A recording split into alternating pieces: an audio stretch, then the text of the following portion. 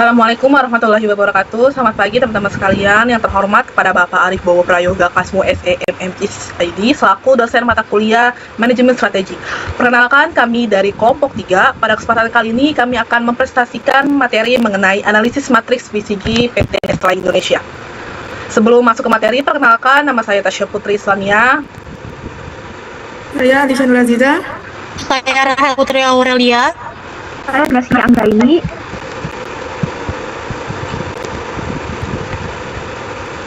Pada slide ini kami menampilkan tentang karakteristik data unit bisnis.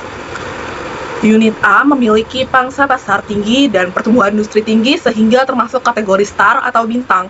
Contohnya ini produk Nestlé adalah Nestlé Health Science dan Purina Petcare. Produk ini menjadi pemimpin pasar dan masih membutuhkan investasi besar agar tetap tumbuh. Unit B memiliki pangsa pasar tinggi tetapi pertumbuhan industrinya rendah sehingga termasuk kategori cash cow atau sapi perah. Contohnya produknya adalah Milo, Maggi, dan Denkow. Produk-produk ini sudah mapan di pasar dan menghasilkan keuntungan yang stabil. Unit C memiliki pangsa pasar rendah namun pertumbuhan industrinya tinggi sehingga termasuk question mark atau tanda tanya. Contohnya adalah produk RTD, Premium, atau Starbucks by Nescafe. Produk ini memiliki potensi berkembang tetapi masih membutuhkan investasi dan promosi agar pangsa pasar ini meningkat.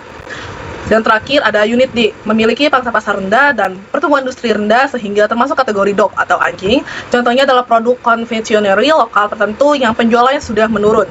Biasanya produk seperti ini dipertimbangkan untuk dikurangi investasinya atau dihentikan. Next. Very next. Bentar. Pada slide ini kami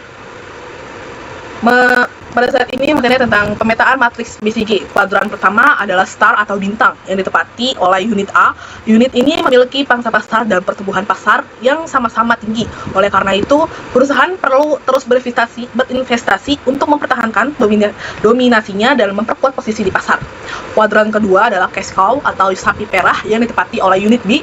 Unit ini memiliki pangsa pasar tinggi, tetapi pertumbuhan pasarnya ini rendah. Meskipun begitu, unit ini menghasilkan keuntungan yang stabil dan menjadi sumber pendapatan utama perusahaan dengan kebutuhan investasi yang relatif kecil. Kuadran ketiga adalah question mark atau tanda tanya yang ditempati oleh unit C. Unit ini berada di pasar berkembang, tetapi pangsa pasarnya masih rendah. Karena perusahaan perlu mengevaluasi apakah produk ini layak mendapatkan investasi lebih agar dapat berkembang menjadi star. Kuadran yang terakhir adalah dog atau anjing yang ditempati oleh unit D. Unit ini memiliki pangsa pasar dan pertumbuhan pasar yang sama-sama rendah. Kontribusinya terhadap keuntungan perusahaan yang relatif kecil sehingga biasanya dipertimbangkan untuk dikurangi investasinya atau dihentikan. Selanjutnya dibacakan oleh teman saya. Selanjutnya di sini ada unit A, posisinya itu bintang atau star. Karakteristik dan strategi unit A. Identifikasi posisinya, produk Purina Propline berada pada posisi star karena memiliki pangsa pasar tinggi dan berada di industri makanan hewan yang terus berkembang pesat, sehingga menjadi salah satu pemimpin besar. Strateginya build and invest. Yang pertama, meningkatkan investasi pada promosi dan inovasi produk. Perusahaan perlu memperkuat iklan dan menciptakan produk baru agar tetap menarik bagi konsumen. Yang kedua, menambah kapasitas produksi dan distribusi. Produksi dan jaringan distribusi ditingkatkan supaya produk lebih mudah ditemukan dan mampu memenuhi permintaan pasar. Yang ketiga, memperluas pangsa pasar. Perusahaan berusaha menjangkau lebih banyak konsumen dan wilayah penjualan untuk meningkatkan keuntungan. Justifikasinya, Purina Propline termasuk kategori star karena memiliki pertumbuhan pasar dan penjualan yang tinggi, sehingga perusahaan perlu terus berinvestasi dan dapat mempertahankan posisi sebagai pemimpin pasar dan memperoleh keuntungan lebih besar di masa depan. Next. Unit B, posisi sapi perah atau cash cow. Karakteristik dan strategi unit B. Yang pertama, identifikasi posisi. Unit B berada pada posisi sapi perah karena memiliki pangsa pasar tinggi di industri yang sudah matang dan stabil, sehingga mampu menghasilkan keuntungan dan arus kas yang besar secara konsisten. Strateginya hot and harvest. Yang pertama, mempertahankan posisi pasar yang sudah kuat. Fokus menjaga loyalitas konsumen dan mempertahankan dominasi pasar agar tetap stabil. Yang kedua, menggunakan laba untuk mendanai unit A dan unit C. Keuntungan dari unit B digunakan untuk membantu pengembangan unit bisnis lain yang masih membutuhkan investasi. Yang ketiga, memaksimalkan keuntungan. Perusahaan berupaya meningkatkan efisiensi dan penjualan agar laba yang diperoleh semakin besar. Justifikasinya, karena pasar sudah matang dan produk memiliki pasar tinggi, unit B mampu menghasilkan arus kas yang stabil dan besar. Oleh sebab itu, strategi terbaik adalah mempertahankan posisi pasar sambil memaksimalkan keuntungan untuk mendukung pertumbuhan unit bisnis lainnya. Next. Oke, dan selanjutnya di sini ada unit C, yaitu question mark, tanda tanya yang ada di deskripsi produk ini. Yang pertama ini adalah identifikasi posisi, yang dimana unit C itu berada pada pasar yang berkembang besar, tetapi masih memiliki pangsa pasar yang rendah sehingga memerlukan strategi untuk meningkatkan daya saingnya. Terus yang kedua itu yaitu ada strategi selective investment.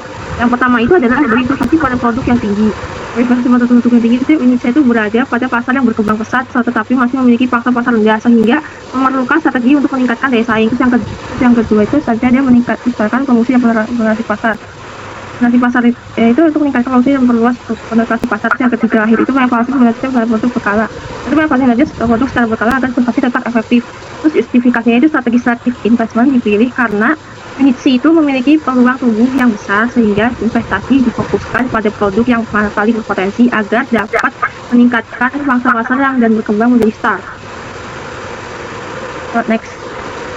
Dan selanjutnya di sini ada unit D.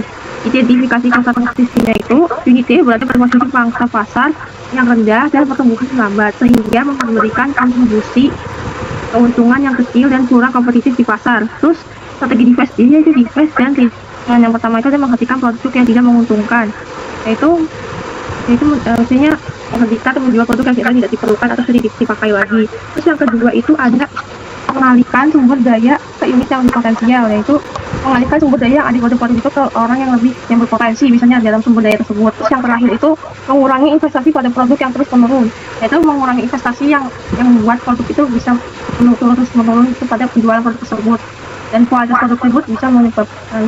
Dan kualitas produk tersebut agar investasi tidak terus agar produk itu tidak terus menurun dan bisa meningkatkan produk tersebut. Investmentnya itu yang pertama itu mengurangi biaya mengurangi investasi dan bisa tidak memperoleh biaya yang menguntungkan. Terus justifikasinya itu strategi divest atau investment dipilih karena unit itu memiliki pertumbuhan dan pangsa pasar yang rendah sehingga sumber daya perubahan lebih baik dialihkan ke unit bisnis yang memberikan keuntungan yang lebih besar. Next. Selanjutnya pada saat ini ditampilkan bagaimana perusahaan mengalokasikan sumber daya kepada setiap unit bisnis berdasarkan posisi dalam matriks BCG. Tujuannya agar investasi perusahaan lebih efektif dan mampu menghasilkan pertumbuhan yang berkelanjutan. Unit A atau Star memperoleh alokasi terbesar yaitu 50%. Hal ini karena unit ini memiliki pangsa pasar dan pertumbuhan yang tinggi sehingga membutuhkan investasi besar untuk memperkuat posisi pasar, meningkatkan inovasi, kapasitas produksi, distribusi, dan pemasaran. Unit C question mark mendapatkan alokasi 30% meskipun pangsa pasarnya masih rendah. Pasar yang dituju memiliki pertumbuhan tinggi, oleh karena itu perusahaan memberikan investasi yang cukup besar agar produk ini memiliki peluang berkembang menjadi star. Unit B itu cash cow memperoleh alokasi 15%. Unit ini sudah menghasilkan keuntungan yang stabil sehingga tidak memerlukan investasi besar. Dana yang dihasilkan dari unit ini digunakan untuk mendukung pengembangan unit A dan unit C. Dan terakhir ada unit D atau DOC hanya memperoleh alokasi 5%. Hal ini karena unit tersebut memiliki pangsa pasar dan pertumbuhan yang rendah, investasi hanya dilakukan seperlunya sambil mengevaluasi apakah produk dipertahankan, direstrukturisasi atau dihentikan. Selanjutnya ada kesimpulan, berdasarkan analisis matriks BCG, PT Nestlé Indonesia memiliki portofolio bisnis yang beragam, yaitu Star, Cashcow, Question Mark, dan DOC. Setiap unit memerlukan strategi yang berbeda. Star perlu terus dikembangkan, Cashcow dipertahankan untuk menghasilkan laba, Question Mark dipilih dan didorong agar tumbuh, sedangkan DOC sebaiknya dikurangi atau dihentikan.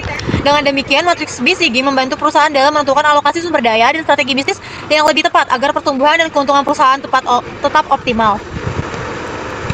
Demikian presentasi dari kelompok 3 mengenai analisis matriks PT Nestlé Indonesia. Dari pembahasan ini dapat disimpulkan bahwa setiap unit bisnis memiliki karakteristik dan strategi yang berbeda sesuai dengan posisi masing-masing dalam matriks BCG. Dengan strategi yang tepat, perusahaan dapat mengalokasikan sumber daya secara lebih efektif untuk mencapai pertumbuhan dan keuntungan yang berlanjut. Terima kasih atas perhatian teman-teman. Apabila terdapat kekurangan dalam penyampaian kami mohon maaf. Kami juga dengan senang hati menerima kritik ataupun saran maupun pertanyaan. Wassalamualaikum warahmatullahi wabarakatuh.